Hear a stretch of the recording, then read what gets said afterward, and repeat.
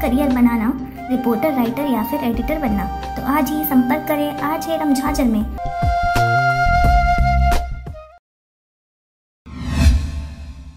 इसी कड़ी में आज सेक्टर 4D परियोजना बिलासपुर शहर में कुपोषित बच्चों की वजन एवं ऊंचाई की माप कर गंभीर कुपोषित बच्चों का चित्रांकन किया गया। 40 बच्चों की माप ली गई, जिसमें 6 बच्चे अति गंभीर कुपोषित मिले, जिन्हें NRC के लिए रिफर कर दिया गया। पोषण के प्रति जागरूकता लाने के लिए रंगोली प्रतियोगिता और पोस्टर प्रतियोगिता का आयोजन किया गया। इसके साथ ही महिलाओं के द्वारा बनाए गए स्थानीय व्यंजनों की प्रदर्शनी एवं पौष्टिक आहार की प्रदर्शनी लगाई गई। गर्भवती महिलाओं की गोद भराई एवं 6 माह पूर्ण होने वाले बच्चों का अन्नप्राशन भी किया गया।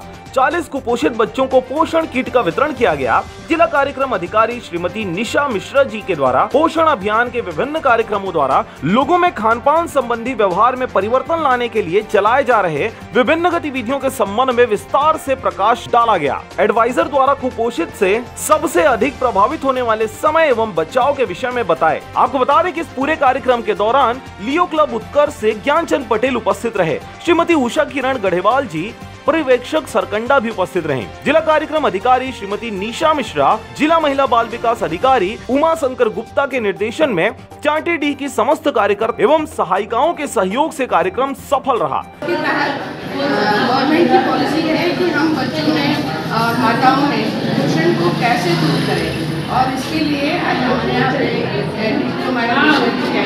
सबने अपने अपने विचार रखे, और मैं नहीं है बोलते हैं ना, prevention is better than cure. तो अगर हम शुरू से ही पोषण को दूर कर सकेंगे तो बहुत सारी बीमारियां। बड़ी संख्या में लोगों ने शिविर का लाभ लिया। कार्यक्रम का संचालन सेक्टर पर्यवेक्षक चित्रा शर्मा द्वारा किया गया। बिलासपुर से ब्यूरो रिपोर्ट RJ रमझाझर।